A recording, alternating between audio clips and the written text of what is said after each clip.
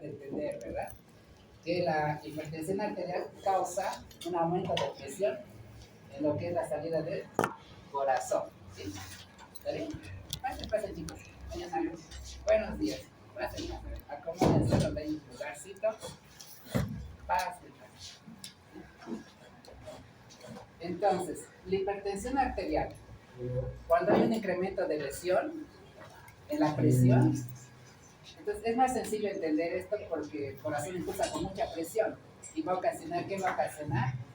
En los vasos sanguíneos, la famosa lesión arterial en cualquiera de las ramificaciones vasculares, ¿sí? ¿Está bien? Desde que el corazón impulsa con mucha presión, va a ir lastimando al endotelio, especialmente en los lugares donde hay bifurcación.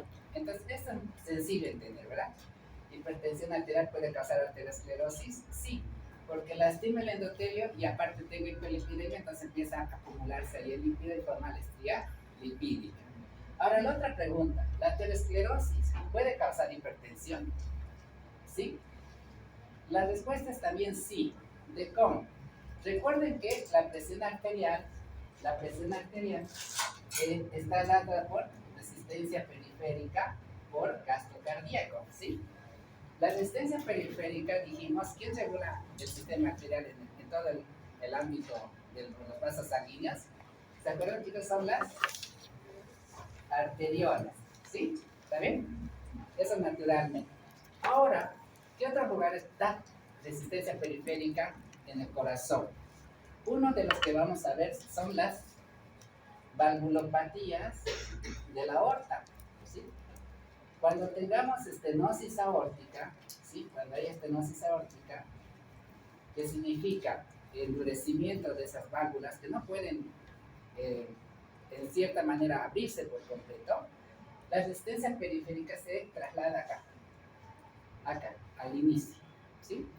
Entonces, el obstáculo del ventrículo izquierdo para vencer esta presión es nuevamente la hipertrofia, ¿sí? La hipertrofia, ¿está bien?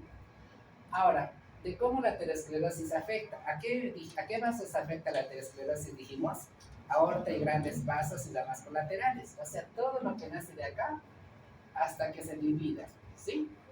Entonces, si en el trayecto de la aterosclerosis, supongamos, aquí sale la arteria renal y demás, presenta aterosclerosis acá, ¿sí?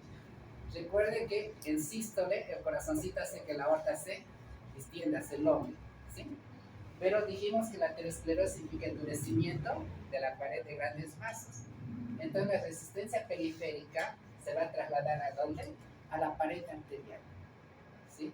O sea, quiere decir que el corazoncito quiere impulsar sangre acá, al cerebro y demás, pero si yo tengo comprometido gran trayecto de la placa de la aterosclerosis, no se puede distender, no se puede elongar. Entonces la resistencia periférica se traslada acá y repercute nuevamente en el corazón, hipertrofiándose de manera concéntrica y eso genera aumento de presión, ¿sí? Entonces ambos conceptos están correctos, están bien. La hipertensión causa aterosclerosis por lesión endotelial directa y la aterosclerosis por su endurecimiento causa resistencia periférica que origina hipertensión arterial. ¿Sí? Si en algo no se puede comprender, me avisan, ¿ya? Bien. ¿Qué es lo que pasa en el trayecto de la vida? En el trayecto de la vida, generalmente nosotros entramos, digamos, con una presión de 120-80, ¿sí? Algunos menos.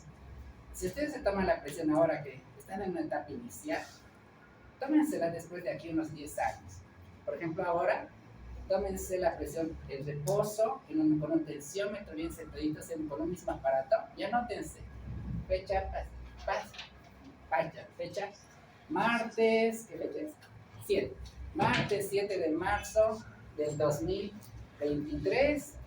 Mi presión arterial es de 90-60. ¿Sí? Una presión que es una presión en ustedes está bien porque ustedes todavía no tienen compromisos de grandes factores de riesgo. Está bien. 90-60 esta fecha es mi presión 2023. ¿Sí?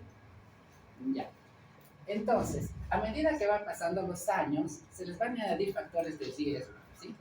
especialmente el estrés. El estrés. Vamos a ver aquí, estrés. El estrés. ¿Sí? Eso se va a ir juntando, ¿sí? El estrés. ¿Qué va a hacer el estrés? El estrés va a descargar generalmente grandes cantidades de lo que es adrenalina, noradrenalina, ¿sí? Son estimulantes adrenérgicos, ¿sí? Esos estimulantes adrenérgicos, ¿qué ocasionan? Van a ocasionar lo que es en la arteriola un aumento de tono, ¿sí? Vamos a ir por partes después, ¿sí? Un aumento de tono en el sistema arteriolar, ¿sí? ¿Está bien? Entonces, ustedes están estudiando acá en cuarto año, ¿verdad? Cuarto año, semestre, cuarto semestre. Y a medida que van pasando los años de medicina, está aumentando el tono arterial, porque hay estrés, duermen menos, comen ya cada vez más, por ahí no están descansando lo necesario, y eso genera una descarga adrenérgica constante. Esa descarga adrenérgica constante ocasiona un aumento de tono arteriolar. Y es ahí cuando su presión de 90 a 60 va a empezar a incrementarse. 120, 80. ¿Sí? Por ejemplo, esto es internado, ¿sí? Internado. Bien, entonces aquí viene la pregunta, ¿sí? 120, 80 me toman en internado y para nosotros la presión está normal, ¿sí? Pero en realidad no. ¿Por qué? Porque si yo hace 5 años manejaba presión de 90 a 60 y ya después de 5 años he tenido una presión 120 a 80, significa que mi presión de base se ha incrementado más o menos en unos 30 milímetros de mercurio, ¿sí? O sea, hay un factor de riesgo que ya nos está atacando, ¿sí? Y hay que ver qué factor de riesgo es. Si es cigarrillo, hiperlipidemia, el estrés, ¿sí? O si tiene que ver con lo que es el colesterol también, ¿sí? La obesidad, la actividad física, alcoholismo, ¿sí? Y hay que ir analizando en qué ha pasado aquí. Porque para nosotros esta presión no está bien si yo tenía esta presión, ¿sí? Ahora, si he tenido siempre 120, 80, ya por la 120, 80 no hay ningún problema, es una presión normal. ¿Cómo voy a saber que si me incrementaba esta presión? Cuando yo le pregunte, tiene nuestro, no se lo lleve, y sale 120, 80, lo primero que les preguntan es, ¿te duele la cabeza? ¿Ves visión borrosa? ¿Tienes mareos? ¿Sí? Esos son síntomas de presión. ¿Sí? ¿Ves borroso? ¿Sí? Si la respuesta es sí, si la respuesta es sí, entonces ahí con más razón tengo que averiguar el factor de riesgo. ¿Sí? Si la respuesta es no, entonces tengo que todavía averiguarlo cada semana si debe tomar la presión arterial. ¿Sí? ¿Está bien? Entonces ya hay que ver. Por eso les decía que no se fíen de un 120-80. ¿Sí? Puede ser que esté alto para una persona con una presión más baja. ¿Sí? Ahora, con el transcurrir de los años, los factores de riesgo incrementan, ¿no? Algunos van a empezar a fumar, algunos dejamos de hacer deporte, algunos empezamos a comer mal, ¿sí? La repercusión más grande la vamos a tener, como dice, la patología vascular. Empieza desde joven y se manifiesta en la edad adulta, ¿sí? El riesgo entonces de infarto cardíaco, isquemia cardíaca la vamos a tener generalmente en la etapa adulta. Pues recuerden que la placa de aterosclerosis es crónica, inflamatoria y se manifiesta en edades mayores, ¿sí? Entonces, hasta más o menos antes de los 40 años, aquí, ¿sí? El que domina los infartos es el varón, ¿sí? ¿Por qué? Porque generalmente la mujercita está protegida por estrógenos, por los estrógenos.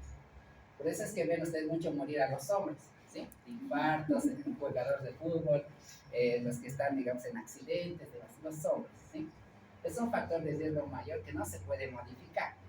Y la mujercita, ¿dónde equilibra un poco al varón? Cuando ingresa a la menopausia. ¿Sí? Es ahí cuando empezamos a notar infartos, pero de mujercita. La señora Julia, ¿sabías que anoche se infartó? Pobrecita, ¿cuántos años tenía? 60. ¿Sí? O su hijo le ha dado una rabieta ahí y se murió de un infarto. ¿Sí? Van a escuchar. Entonces la razón es los estrógenos. ¿Sí? Ahora, cuando ustedes ven una presión 120 acá 160, 160, 160, 160, 160, y no hay manifestación clínica de la persona. Por ejemplo, a esta persona usted le pregunta, ¿te duele la cabeza? No. ¿Tienes mareos? No. ¿Te ves visión borrosa? No. Esta es una hipertensión sostenida, ¿sí? Y esta es la más peligrosa, ¿sí? Sostenida es esa presión siguiente, o sea que nunca se manifiesta hasta que le toman la presión arterial. Por ejemplo, a todos nosotros, por ejemplo, por ahí nos llevan y resulta que todos ustedes por ahí, yo no tengo sintomatología, pero me encontraron presión de 160, 100. Pero no tengo dolor de cabeza, no tengo mareo, no tengo visión borrosa. Entonces tengo una presión siguiente. Quiere decir que durante todos estos años, por ahí mi presión estaba alta y ha ido lastimando las células endoteliales, ¿sí? ¿Qué tengo que hacer con esto? Me van a empezar a dar antihipertensivos, ¿sí? No hay que dejar que suba mucho la presión. Recuerden que de 120 para arriba, esta presión, los vasos sanguíneos más pequeños son frágiles, son riesgo de ruptura, ¿sí? ¿Está bien? Por eso la presión arterial hay que bajarla, después averiguar la causa, ¿está bien? Así que, si es que hay duda, me preguntan, ¿no? Bueno, esto entonces ya lo hemos visto, ¿sí? Siguiente, vamos siguiendo, otra. Vamos a ver, este es algo interesante, ¿sí? Recuerden que la aterosclerosis se da en vasos grandes y con ramas laterales, ¿verdad? Pero hay una arteria que no tiene aterosclerosis, que nunca va a tener aterosclerosis. ¿Cuál es? Aorta. La aorta va a tener. Pero ¿cuál sería la arteria? Que es de grueso calibre, pero nunca va a desarrollar aterosclerosis. ¿Cuál? Pulmonar. Bien. ¿Y por qué cree? ¿Cuál sería la razón? A ver, la estructura es similar a la de la aorta. Es un vaso grande, grueso, distintivo. ¿Sería por la presión? Por la presión. No se olviden esto. Recuerden que en la parte derecha manejamos presiones altas y necesitamos más fuerza. Por eso la cavidad derecha y izquierda es en espesor 3 veces el ventrículo derecho. Está fuerza. Y la presión que llega a la parte derecha son presiones bajas. Y un requisito dijimos que para que haya placa de aterosclerosis tiene que haber lesión endotelial. Y la presión es un amigo aliado. Si manejo presiones altas, todo este sistema se va a lesionar, pero no el pulmonar, ¿sí? No el pulmonar, ¿sí? Porque no hay presión que venza y raspe y lesione esa célula endotelial, ¿sí? Para que forme aterosclerosis, ¿sí? ¿Ya? Sigue. Entonces, esto no se olvide, ¿sí? Miren, en circunstancias normales, la arteria pulmonar no se ve afectada por la aterosclerosis en parte debido a la baja presión. ¿Sí? Entonces, esto es un poquito de fisiología, ¿no? Que nos han enseñado. La hipertensión arterial es más o menos primaria en 95%, o sea, no sabemos la causa. 5% es secundaria, ¿sí? Pero lo que no nos han enseñado a analizar es cómo ver el concepto. ¿Por qué? Para yo decir primaria, tengo que primero descartar al secundario, ¿sí? O sea, si una persona me viene con una presión de 180 a 100, ¿sí? Lo primero que, como les digo, tengo que bajar esta presión. Voy a darle medicación, dieta, ejercicio y demás. Y ahora tengo que averiguar su causa. Entonces, primero tengo que descartar el secundario. ¿Qué significa secundario? Que la presión es debida a otra enfermedad. Otra enfermedad está ocasionando esa hipertensión, ¿sí? Si soluciono esta enfermedad, al paciente que hipertenso lo sano. Supongamos es un tumor a nivel renal de renina, que es uno de los factores. Opero a la renina, opero ese tumor y el paciente deja de ser hipertenso, ¿sí? Entonces, lo primero que hay que hacer en un paciente hipertenso es descartarle cualquier enfermedad que haga que eleve su presión. Si yo todas esas enfermedades que vamos a ver en una lista descarto y no encuentro causa, recién pasa a ser esencial, ¿sí? La primera causa, ¿sí? Entonces, no se olviden, la hipertensión arterial primaria es una enfermedad, sí es una enfermedad. Multifactorial, cosa desconocida. Pero la que primero tenemos que descartar es esta, la hipertensión secundaria, que es complicación de otras enfermedades. Vamos a empezar con el riñón. Sí, sí. Entonces, el cigarrillo, siguiente. El cigarrillo interviene en todo. Siguiente, vamos, siguiente, siguiente. Bueno, esto también ya sabemos, ¿no? ¿La aterosclerosis es reversible o no? ¿Qué creen? O sea, de una lesión así, vamos a llegar nuevamente si tratamos al paciente así. La respuesta es no. Recuerden que es crónico, se fibrosa, se calcifica, se endurece, y eso lamentablemente no hay vuelta atrás, ¿sí? Lo único que hay que hacer es cirugía, angioplastía, stents, bypass, ¿sí? O hasta el final a veces trasplante de corazón. ¿Sí? Entonces, ya hemos visto aterosclerosis, ahora vamos a ver a este muchacho, después terminamos con aneurisma, vasculitis y terminamos el tema de vasos sanguíneos con tumores. Solo mencionamos, no vamos a poner detalle. ¿Sí? Entonces, no se olviden esto, esencial 95%, 5% tienen causa por otra enfermedad. ¿Sí? Entonces, ¿cuáles son las causas y qué órgano primero voy a estudiar? Entonces, nuevamente, viene nuestro paciente de 180 a 100 o 110, lo vamos un poquito a complicar, es un chico joven de 40 años, ¿sí? Es raro que una persona joven tenga una presión tan alta, eso es lo primero que hay que sospechar. Los jóvenes realmente no tienen presiones tan altas de joven, los de 40 para arriba sí, ¿sí? Pero los más jóvenes es raro. Entonces, ¿cuál es el órgano que primero voy a descartar? Riñón, ¿sí? Acá. Entonces voy a ir a ver todas las patologías. Aquí les hice una listita de los que dan hipertensión. Entonces, ¿qué voy a hacer? A nivel renal voy a averiguar si hay un proceso infeccioso, glomerulonefritis, si hay un síndrome nefrótico, ¿sí?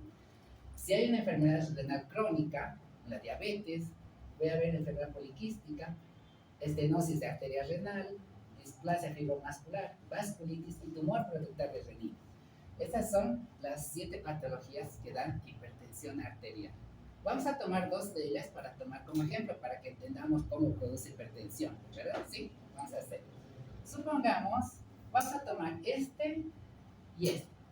Estenosis de la arteria renal y displasia fibromuscular de la arteria renal. Este es de los jóvenes y este generalmente es del adulto por la placa de ateroma, ¿sí? Entonces vamos a suponer, este es el riñón, ¿sí? Ahí está. Esta es la arteria renal, ¿sí? El corazoncito vamos a hacer aquí que trabaje normal. Ahí vamos a dibujar. Listo. Ay no, este es el ventrículo derecho, ventrículo derecho, aurícula derecha, aurícula izquierda, ventrículo izquierda. ¿Sí? ¿Está bien? El corazón trabaja normal. El volumen de sangre es normal. Pero ¿qué ha pasado? Una placa de ateroma se ha formado a nivel de la arteria renal. Aquí. Vamos a empezar con este más. ¿Sí? Aquí. ¿Sí? Ha crecido tanto que ha ocluido el 50% de la luz del vaso. ¿Sí? O sea que he empezado a ver signos de oclusión. ¿Sí? Ahí. Pero todo lo demás está normal. Todo lo demás está normal. ¿Sí? Entonces, ingresa sangre, pero no ingresa en la misma cantidad que debería ingresar, ¿sí? Su programa debería ingresar 100% de sangre, pero por esta estenosis está ingresando, vamos a suponer, 60%, ¿sí? En el riñón hay un aparato bien sensor de lo que es el volumen de sangre que ingresa al riñón, que está en la unidad funcional, ¿se acuerdan? Es en la nefrona, ¿sí? Está un aparato cerca a la arteria aferente que se llama aparato yuxtaglomerular. Y esta tiene unas células especializadas de su pared muscular, que es la mácula densa. ¿Sí? La mácula densa. Entonces, la mácula densa detecta que le está llegando poca sangre al riñón, ¿sí? Detecta que está llegando poca sangre y va a activar el sistema renina, angiotensina, aldosterona. ¿Por qué? Porque erróneamente este sistema está interpretando que estamos perdiendo sangre. O sea, que hemos tenido un accidente, que estamos con hemorragia, que estamos perdiendo gran volumen de sangre. Está interpretando de esa manera, ¿sí? Erróneamente, o sea, se está equivocando nuestro mismo cuerpo. ¿sí? Entonces dicen, no, está viniendo poca sangre, entonces algo está pasando allá, que está haciendo que perdamos sangre. Pero en realidad está normal, lo único es que hay una estenosis, ¿sí? Entonces, el sistema renina-angiotensina-aldosterona produce a la renina, ¿sí? La renina va a la sangre y con el angiotensinógeno del hígado se transforma en angiotensina 1, ¿sí? Esta va a nivel de los pulmoncitos, en la enzima convertida a angiotensina se va a transformar en angiotensinógeno 2, ¿sí? Este es el factor metabólico activo, ¿sí?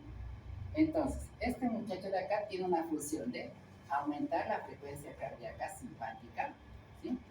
Liberar descargas adrenérgicas, a nivel del riñón va a retener el sodio y el agua, activa la aldosterona en la suprarrenal, eso hace que también el sodio y el agua ingresen, inhibe la diuresis, ¿sí? Disminuye la diuresis, la hormona antidiurética se activa y finalmente hay vasoconstricción periférica, ¿sí? Hace todo esto por salvarnos la vida si hubiera un hemorragia, o sea, si uno estuviera desangrando, hace eso para bloquear toda la salida del líquido, porque estamos perdiendo sangre.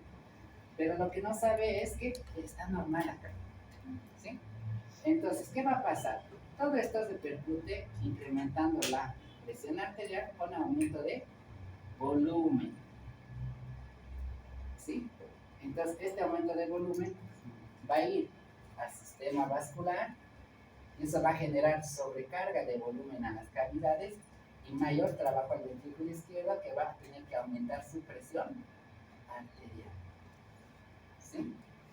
Entonces, ¿qué voy a hacer? El corazoncito va a empezar a claudicar, ¿sí? Voy a tener falla cardíaca por sobrecarga de volumen, insuficiencia cardíaca por sobrecarga de volumen.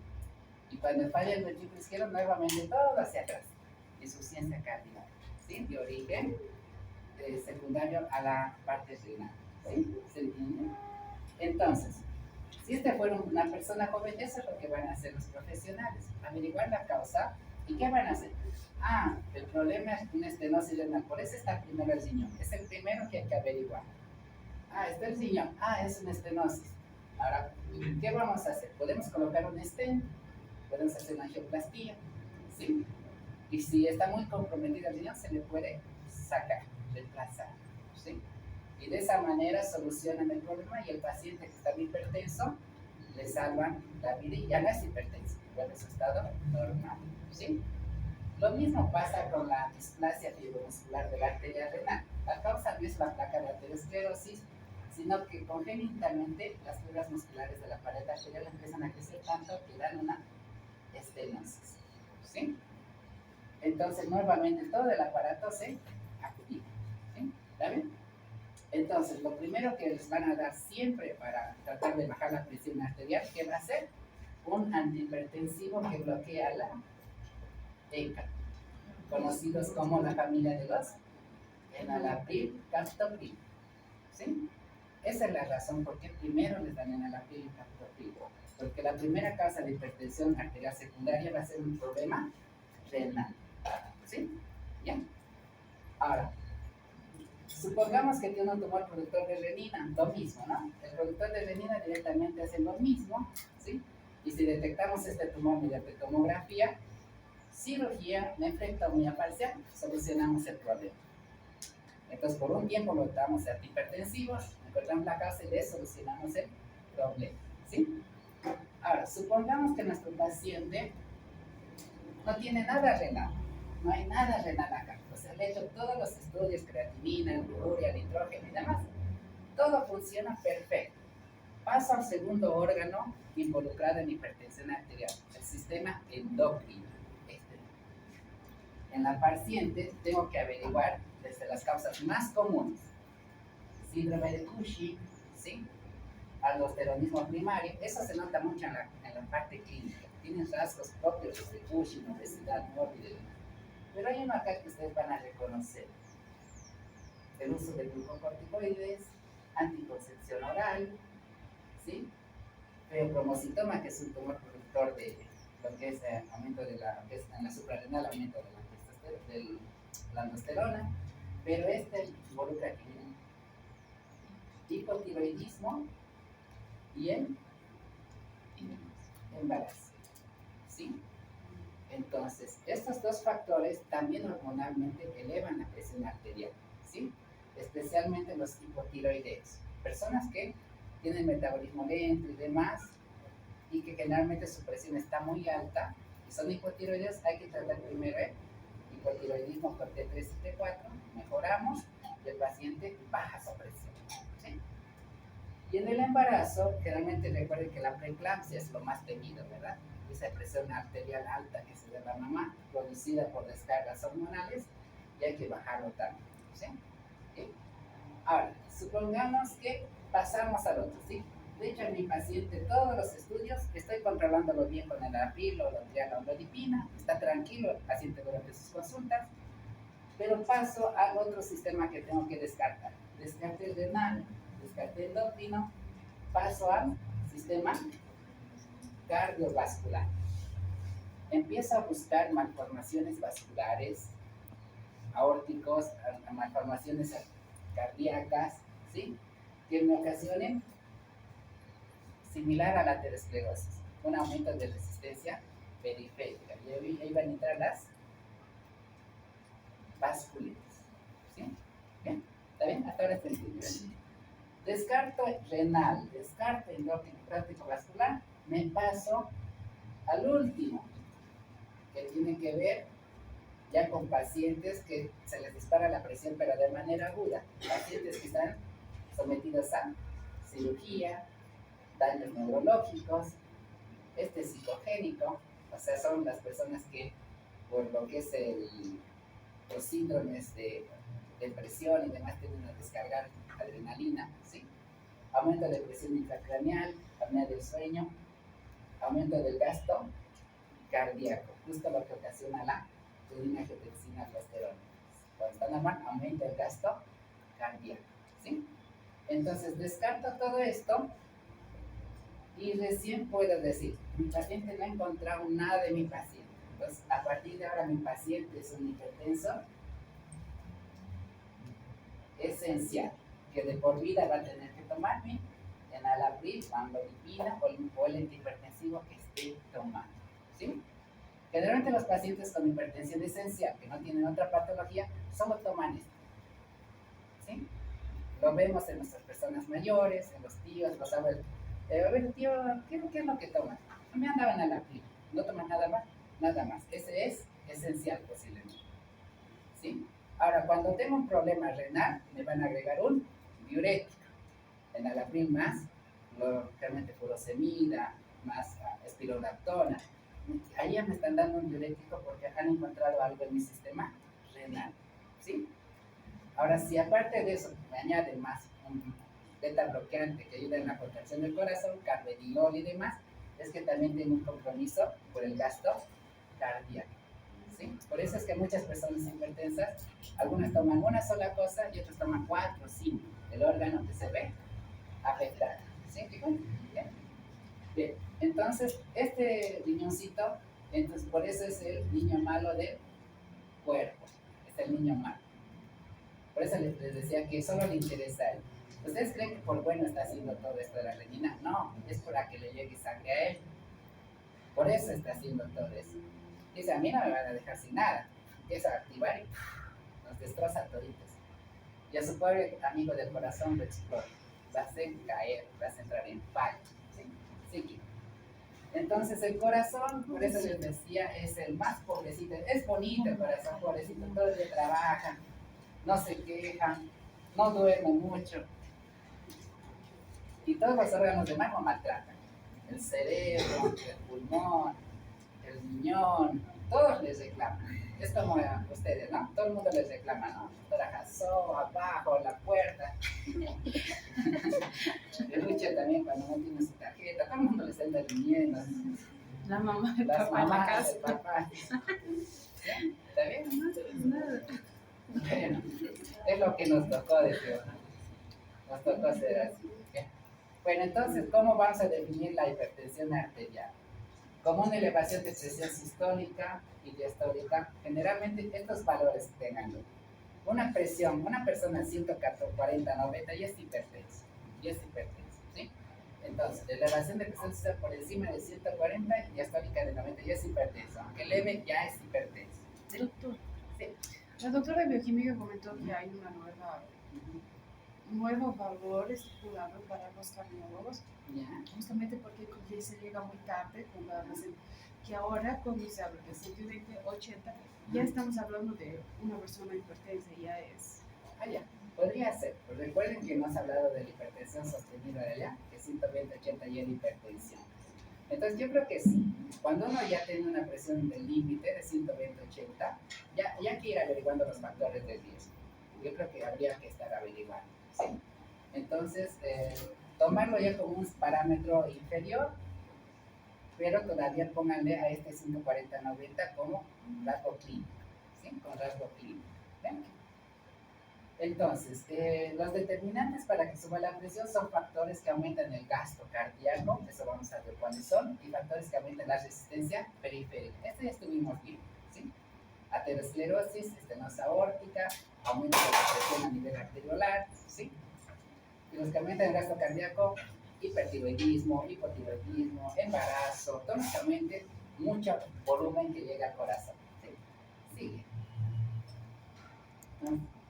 Bueno, esto no lo tomen, no lo aprendan, pero más o menos es lo mismo, ¿no?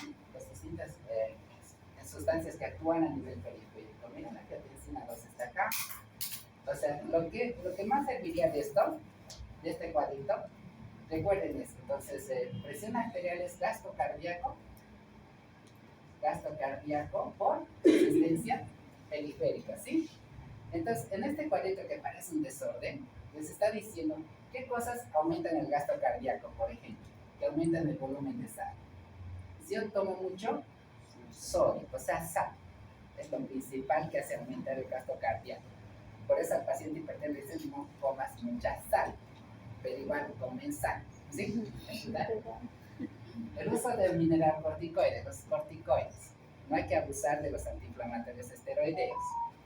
La atriopeptina, esto realmente se usa en terapia. No me tomen, pongan énfasis más a este y a este. Estos dos producen incremento de volumen cardíaco. Me están dando.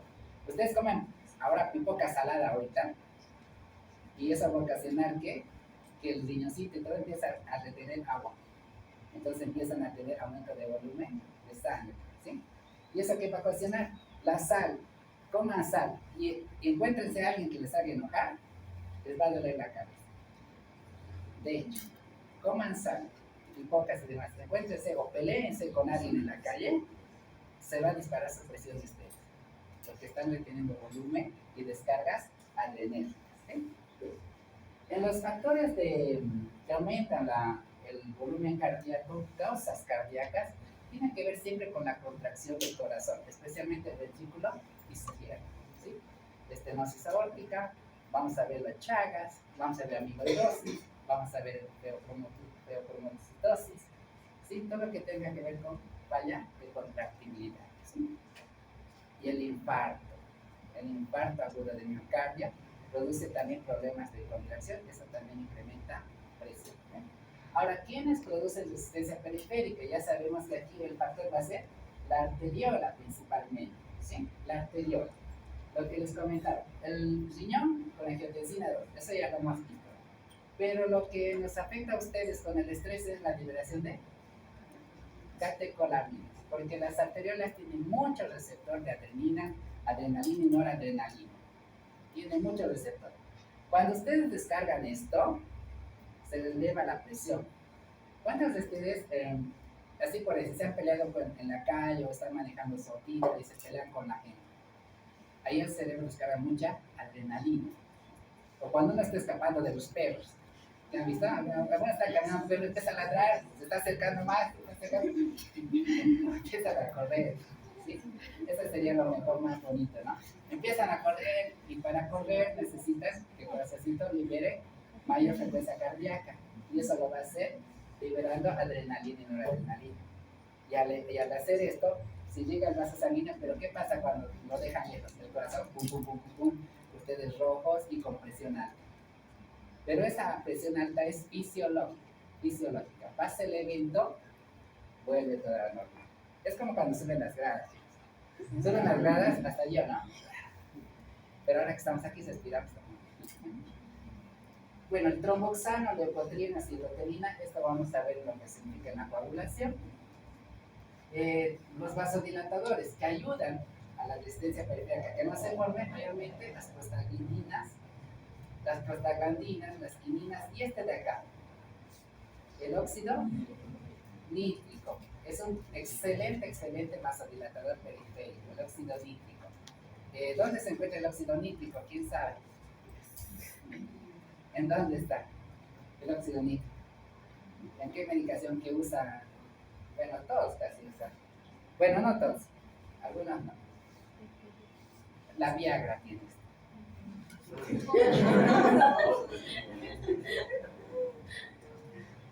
La Viagra, no sé si saben su historia de la Viagra, pero antes de que ustedes nazcan, los pacientes asmáticos, o sea, que subían mucho a la altura, la parte pulmonar, tenían mucho déficit de oxigenación, o sea, le faltaba oxigenación. Entonces estaba buscando un medicamento que ayude en la vasodilatación pulmonar, que ayude a mejorar la circulación pulmonar. Inconscientemente se logró a lo que es la falta de la impotencia varonil. Entonces, como accidente fue, como un accidente. Entonces, el Viagra sí sirve para patología pulmonar.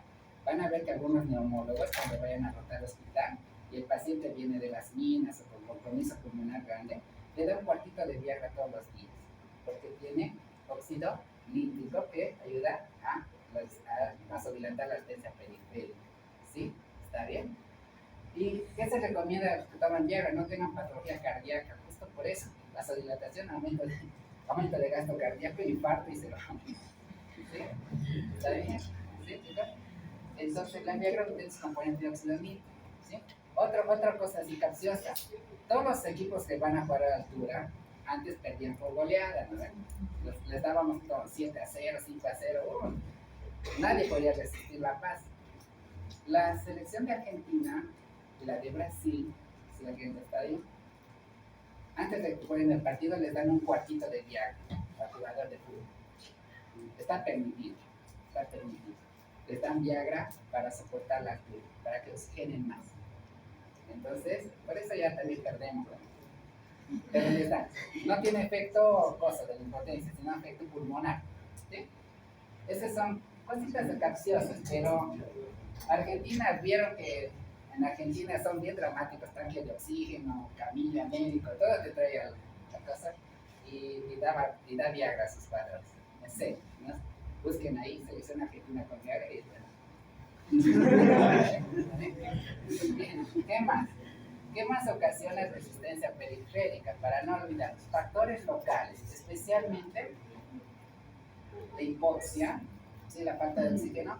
Y esto les van a enseñar, no sé si en farmaco o en fuerza regular el pH ácido-base. Es ITAPRE, ¿sí? Regulación del equilibrio ácido-base.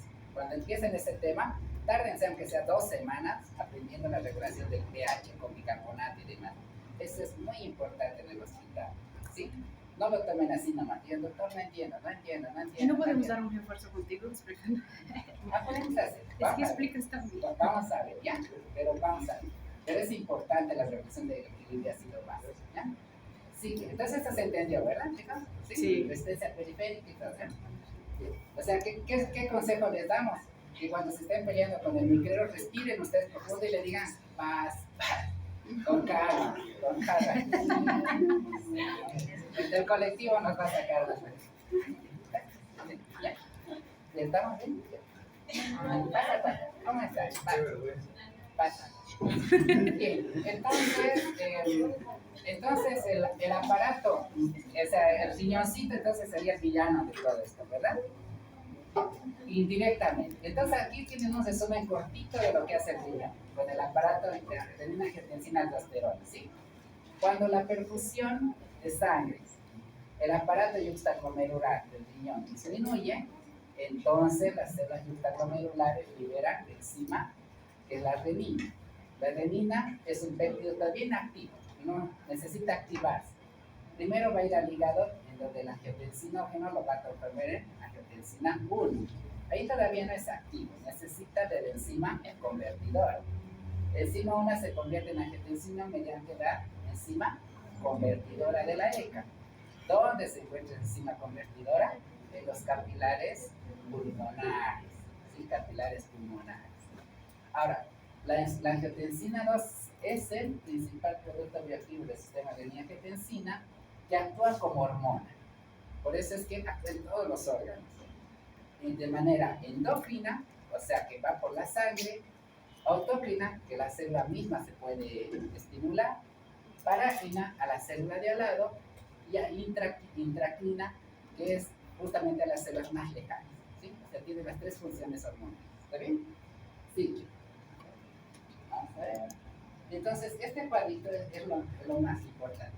Ahora vamos a ver de los dos puntos de vista. Por ejemplo, les dije, ¿no? Sí, poca sangre acá. Primero vamos a hacer la parte buena del riñón, ¿sí? Para que entiendan bien. Por ejemplo, accidente de tránsito. En el accidente de tránsito se accidenta una persona. ¿Cuándo va a empezar a tener sintomatología cardíaca de shock? ¿Qué cantidad de sangre tiene que perder esa persona para tener cuadros de shock? 1,5 litros. Cuando una persona pierde 1 litro de sangre y medio, recién va a empezar a tener síntomas de shock. Los vasos van a empezar a contraerse, va a empezar a tener frialdad, va a empezar a tener taquicardia. ¿Quién ocasiona todo eso? El sistema renina-angiotensina-aldosterona. ¿Por qué? Porque la función de este sistema es salvar la vida de la persona. ¿Sí? Entonces, ¿cómo vamos a interpretar eso? Si yo pierdo poca sangre, no hay problema. El sistema renina-angiotensina no se activa porque le llega suficiente sangre al riñón. Pero supongamos que hemos perdido litro y medio. ¿Sí? Litro y medio. ¿Sí? Litro y medio. El riñoncito entonces identifica que ha llegado poca sangre al riñón. Hay poco volumen. No hay ninguna patología renal. Detecta eso. Entonces lo que hace, disminuye la presión de sangre, activa la renina a la sangre con angiotensina 1, vasos pulmonares, venas pulmonares, perdón, capilares pulmonares, enzima convertidora. Se dice que el riñón también produce, pero el pulmón es el más importante. Se activa y se transforma en angiotensina 2. Es el péptido vasoactivo. Ese péptido vasoactivo va por la sangre a todos los órganos, porque dice que hay que salvar la vida de nuestro receptor, porque quiere salvar la vida de la persona. ¿Qué va a hacer? A nivel simpático va a ir al cerebro, y va a hacer que se libere catecolaminas. Y eso ocasiona actividad simpática. Entonces va a tener aumento de la frecuencia cardíaca. Ahí entienden ustedes lo que es la taquicardia. Se activa una taquicardia. Pum, pum, pum, pum, pum, pum, pum. ¿Sí? Pum. A nivel renal, del tubo renal va a decir, estoy perdiendo sangre por acá. ¿Dónde tengo que cerrar para que no perder más sangre? Bloquear al riñón. Entonces voy a retener lo que es sodio y cloro por un lado de los tubos colectores, y eso, como el sodio es vasoactivo, va a jalar también al agua, o sea que no va a dejar salir agua. Vamos a tener lo que se llama, vas a tener una disminución que se llama anuria, pero fisiológica todavía, no vamos a orinar, ¿sí? Entonces, retenemos eso. Después va a ir a la glándula suprarrenal para seguir reteniendo y activando la aldosterona. La aldosterona hace que el sodio vuelva a ingresar a nuestro sistema y el sodio va a volver a jalar al agua. ¿Sí? Jala al agua. Entonces, de esa manera bloqueamos la diuresis. O sea, un paciente que está con hemorragia masiva no orina. No se va a orinar en los pantalones, no orina. ¿Sí?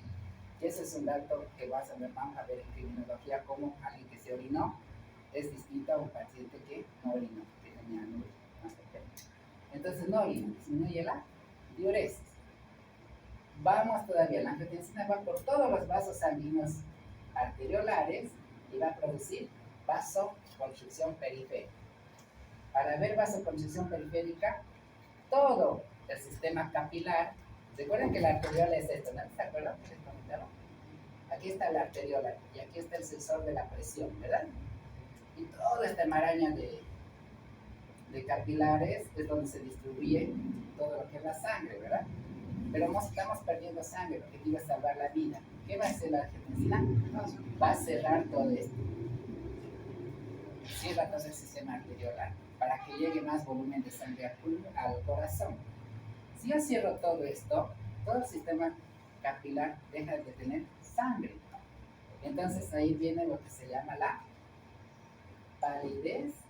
Y como la sangre es reguladora de la temperatura, del calor, ¿qué van a tener? Frío. O sea, puede estar pálido y frío. Si eso veo en una persona que está cortada, inmediatamente tengo que socorrerla porque está a punto de fallar el corazón. ¿Sí? ¿Está bien por ahí? Bien. Vamos a lo que es la hipófisis. Ahí se secreta la hormona antidiurética, está inactiva. Pero gracias a la aldosterona se activa y retiene agua a nivel del riñoncito. ¿Sí? Hace todo este circuito con el objetivo de aumentar la presión arterial y las células que necesitan oxígeno principalmente no mueran. Cerebro, que es el primero en morir, corazón que continúa y todos los otros órganos. Los otros órganos que se dividen no importa que mueran, por eso bloquea el sistema capilar. ¿Sí? Bloquea. ¿Qué quiere decir? Que el aparato gastrointestinal pasa a un segundo plano. Se isquemiza la mucosa del aparato intestinal por falta de oxigenación, cuando hay shock hipovolémico, pero no importa, porque recuerden que esas células se regeneran, o se vuelven en mitosis constante. Entonces el cuerpo dice, no importa sacrificar la parte del intestino, tengo 7 kilómetros de intestino, bien diga, ¿no? Si hay un metro. Pero sé que pues, lo voy a regenerar. Entonces bloquea todo el sistema capilar, porque aquí recuerden que están los vasovasorum, bloquea, no hay sangre acá, entonces puede empezar a morir todo esto. Doctor, con toda la activación de esos sistemas, ¿cuánto tiempo el cuerpo aguantaría con el hemorragia? Dependiendo de la cantidad de esto. Por ejemplo, y del tiempo y de la cantidad. Si es un vaso muy grande, por ejemplo, un corte en una femoral, nos morimos. No hay nada que se pueda hacer. Corte de femoral, vieron que algunas veces, como les comento, en los accidentes o con cuchillo, a veces el cuchillo, cuando hay una pelea, una riña, va directamente a la femoral y es un vaso muy grueso. Y recuerden que esos vasos no se contraen del todo, siempre están abiertos. Entonces ahí la sangre sale, y al paciente lo mata en minutos. Cuando la femoral está caminando un ratito y ¡pum! ¿Sí? Porque el cerebro deja de oxigenar y se desmaya. ¿Sí? Eso es lo que hace el cerebro. Entonces el sistema de angiotensina nos da tiempo de salvar. O sea, cuando ustedes vean un paciente en un accidente que está taquicárdico, que está pálido, está sudoroso, está frío, pues usted ya tiene que pensar que ya se activó el sistema de angiotensina de aldosterona y está corriendo el tiempo para salvarle la vida. ¿Qué tengo que hacer como médico? Si yo tengo suero en la ambulancia, tengo que ponerle una vía. La vía. Yo tengo que poner una vía. Y después tengo que buscar dónde está perdiendo sangre. Si se puede ver externamente, aunque torniquete hay que hacer. Después hay que abrir, torniquete, abrir. ¿Sí? Con eso le van a salvar al paciente. Pero no lo trasladen como a veces lo trasladan las ambulancias, sin suero. Los accidentados están ahí desangrándose hasta que venga la ambulancia. Pues recuerden que tienen poco tiempo de vida. ¿Sí? Esto no saben los policías, no sabe la gente. Ve el accidente allí, está pobre agonizando, está respirando. Y si uno sabe todo esto y tiene disponible, ese ratito va, soy médico, busca la área, torniquete y después si se vía, lo salvan ahí. Pero ¿qué pasa en los accidentes? No se mete la gente y la policía tampoco dice, no, déjelo, la ambulancia, minutos de oro, porque si le salvan al paciente y el cerebro se deja 3 minutos sin oxígeno, muerte cerebral, ¿no? Entonces, es importante. Por eso les van a enseñar, creo que va a haber una feria de colocación de vía. Hay cursos de colocación de vía. Asistan, creo que un día nomás dura, para poner vías. Sí, acá, sí. Acá, el sacro que les viene y unas enfermeras también, les enseñan a poner vía. Vengan, practiquen. Es una mañana, una tarde, creo que 3 horas. Hacen resucitación con el SAC y la enfermera les enseñan a poner vía, catéter. ¿Sí? ¿Está bien? Entonces ahí se pone bonito el riñón, ¿sí? Como les decía, no salva. Pero cuando hay algo que le deje de suministrar una estenosis, como les digo, una aterosclerosis, un tumor, interpreta que está perdiendo sangre el cuerpo. Por eso es que erróneamente activa el sistema renina-angiotensina aldosterona y sobrecarga el corazón de volumen. Y eso hace que incremente la presión. ¿Sí? Y si incrementa mucho la presión, los vasitos más frecuentes que se rompen van a ser de aquí, de la cabecita. ¿Sí? ¿También? Por eso este sistema es bonito, es el sistema renina-angiotensina aldosterona. Es yo creo que uno de los más bonitos que describe todo lo que pasa con el aumento del volumen y la presión arterial. Una vez que ustedes le pongan lo que se ha perdido, automáticamente se transforma en positivo y deja de liberar renina. O sea que la vitalidad del paciente vuelve. ¿Sí? ¿Está bien? Es por eso que en la guerra, así ya para algo más, no sé si han visto las películas de guerra, viene un médico y dice, ¿cómo está? No, él sí, él no, él sí, él no, él no, sí. ¿Sí? Está viendo el grado de a quién pueden salvar. ¿Sí? Entonces, si ven a una persona que está con un corte profundo en la pierna, está pálido, no lo va a salvar. Entonces, tiene que ir a fiesta más consigo. Por eso es que dicen, no, a él no, sí, no. La guerra era así, ¿no? O sea, el médico iba así. Bien, siguiente. Entonces, ¿se entendió, chicos, más o menos? Sí, muy bien. Esto es lo mismo que los padres anteriores, un poquito más complicado de comprender, lo vamos a dejar pasar, ¿sí? Pero es lo mismo que saber, displasia, fibrosis, angiotensina, los anticonceptivos también generan producción de lo que es la angiotensina 2, ¿sí? Sí. Por eso algunas mujercitas, ¿cuántas de ustedes han tomado, sin decir marcas por ahí, algún anticonceptivo que les eche a doler la cabeza? Los ginecólogos, las chicas. Si es que ha pasado eso es porque les elevaba la presión. Y han cambiado de marca. ¿Sí? Bien, ahora vamos a ir entonces a ver. Entonces, una vez que hemos entendido la presión arterial, vamos a enfocarnos en el segundo hermano que produce arteriosclerosis, que es la arterioloesclerosis. Esta patología hipertensiva se va a dar en lo que son las arteriolas dadas por dos enfermedades. Y esta es pregunta de examen, ¿sí? ¿Cuáles son las enfermedades que producen arteriolesclerosis? La arteriolesclerosis de tipo hialina y la arteriolesclerosis de tipo hiperplástica. Una es benigna y otra es maligna. La benigna, una vez que pasa el evento, vuelve la arteriola a su estado normal, pero la maligna no, empieza a estenosar hasta que se cierre el vaso por completo. En esta de la hialina interviene la diabetes y la hipertensión arterial benigna, o sea, esa que no pasa a los 140, 90, ¿sí? Y en la hiperplástica es la maligna, que maneja presiones de 180 y de 200 en sístole. Esta ocasiona daño a nivel de la arteriola, produciendo que las células musculares lisas proliferen, haya hiperplasia y va cerrando de a poquito lo que es el vaso sanguíneo, ¿sí? Lo va cerrando, lo va esclerosando, ¿sí? Mientras en esta, la arteriola, hay un material rosado hialino, que es una proteína que sale de la luz vascular, pero una vez que pasa el evento de hipertensión o la diabetes se controla, desaparece, ¿no? Y el vasito queda intacto, ¿sí? Entonces, son respuestas adaptativas a la presión arterial, una a la maligna y la otra a la benigna, ¿sí? La maligna es como catáfilas de cebolla con fibrina y esta es con un material rosado y algo, ¿sí? Vamos a seguir. Pero esta sí preguntan en el examen. He visto que han preguntado. ¿Sí? Siguiente. Bueno.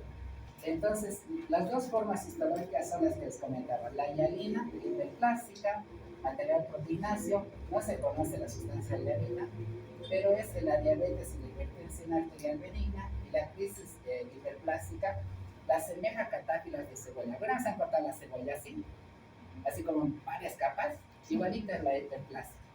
Cierra totalmente la luz de la arteriola y eso incrementa la presión arterial, ¿sí? Y lesiona a los vasos sanguíneos. Sí, ya estamos terminando, ya se va a venir a desayunar. Entonces, esta de acá, ¿cuál sería? ¿Hialina o hiperplástica? Esta es hialina o hiperplástica. Esta es hialina. ¿Por qué? Porque tiene ese material rosado en su pared, ¿sí? hipertensión benigna por la diabetes y la hipertensión arterial benigna. Y esta es la mala medicina, esta es la maldita, ¿sí? Esta es la suegra. ¿Sabes que la suegra? No, todavía no. Vivan lejos de ellos. No la traigan a vivir a su casa. Le traen a vivir a su casa afuera, ¿no? A los chicos les digo, ¿no? Las chicas no hay problema. ¿Qué cosa? Hay muchos problemas.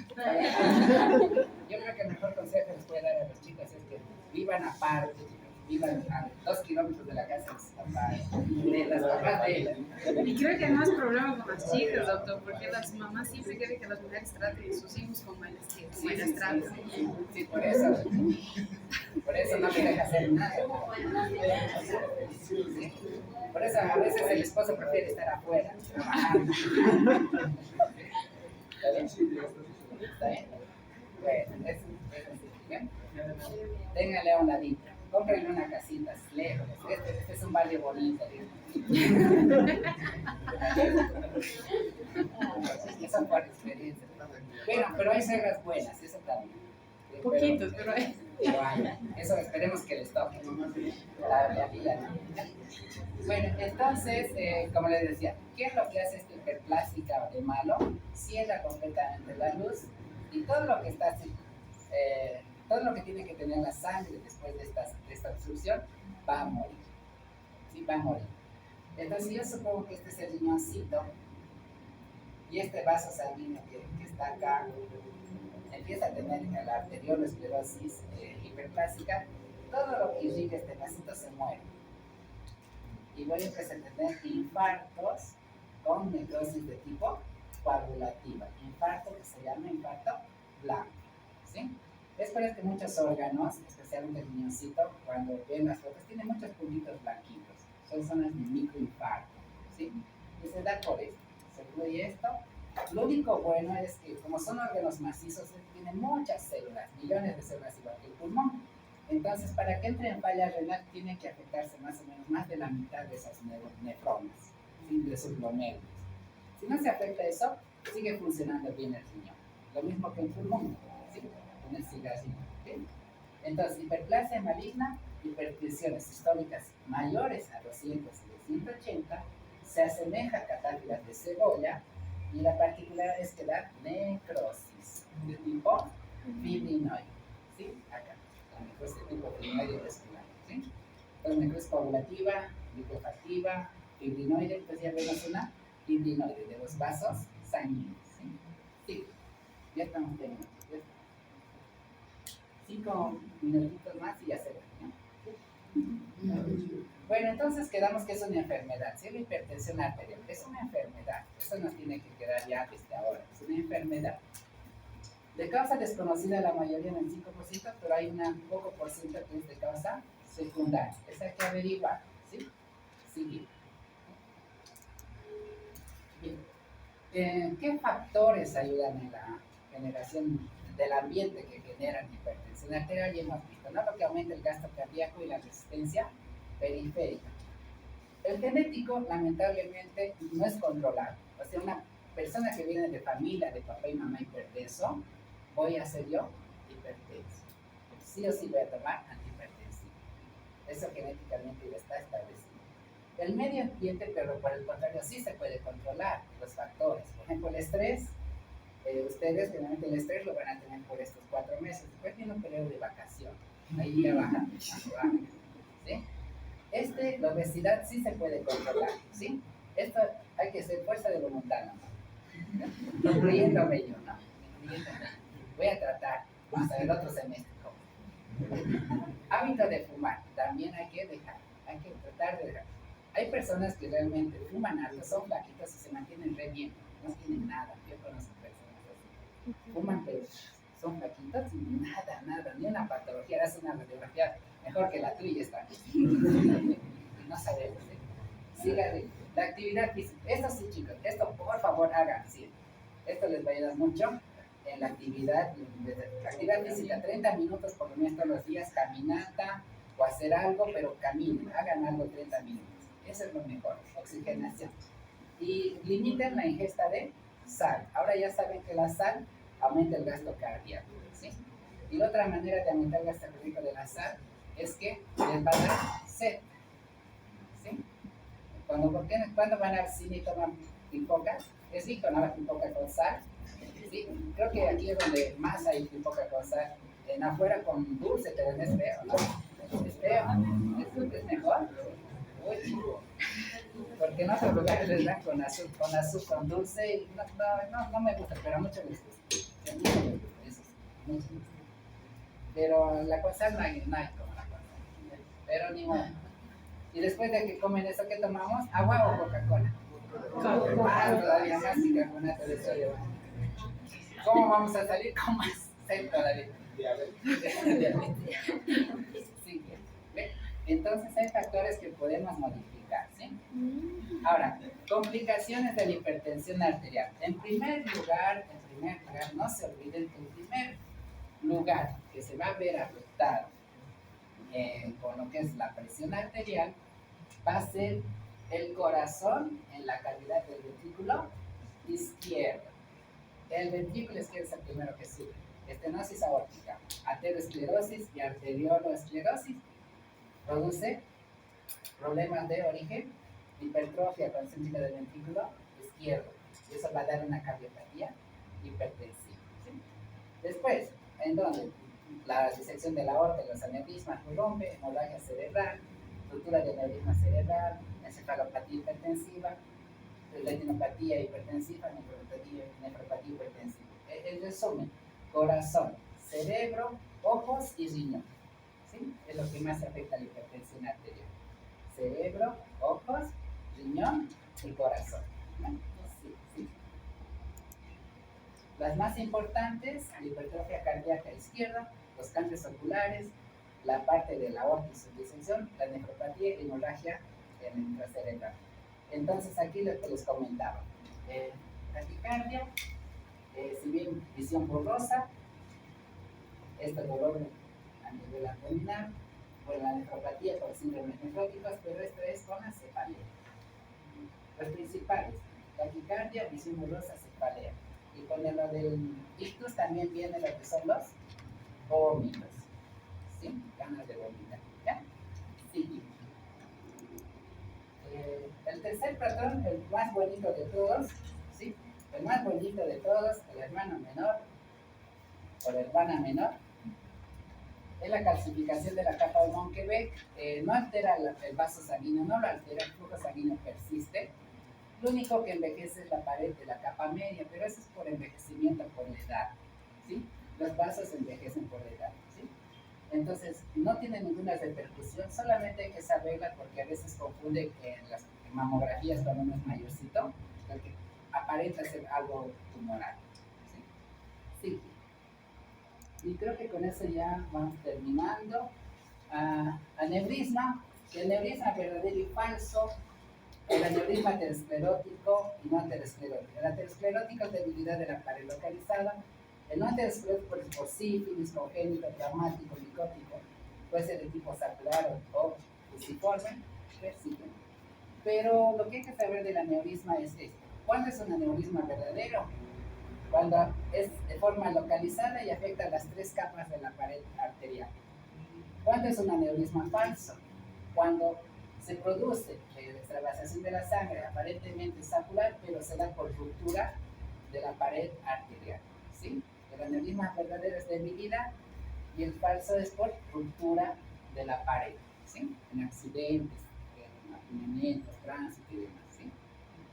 Sí, y creo que ahí la aterosclerosis capa media, hemos visto. Siguiente. Esas son las 2 causas más frecuentes. Aquí tiene un aneurisma aórtico, ¿sí? Siguiente. La principal complicación del aneurisma va a ser la ruptura. Esa pregunta de examen, ¿sí? ¿Cuál es la principal causa de complicación del aneurisma? ¿Puede dar obstrucción, aneurisma, compresión? Sí. Siguiente. Y, bueno, siguiente, esto no. Disección de aorta significa que la sangre ingresa por un extremo y hace como si fuera valla por toda la capa media muscular, va disecando la aorta. Alta mortalidad, 100% de muerte, ¿sí? Porque todo el vaso sanguíneo va circulando la sangre hasta que un momento se rompe, ¿sí? sífilis. Y vamos a entrar a vasculitis. La sífilis sigue dando paso de aneurisma, siguiente por inflamación. Y la otra clase hacemos vasculitis, ¿sí? Empezamos vasculitis, ¿ya está bien? ¿Ya? Pues bueno, vayan a desayunar. Gracias a ustedes.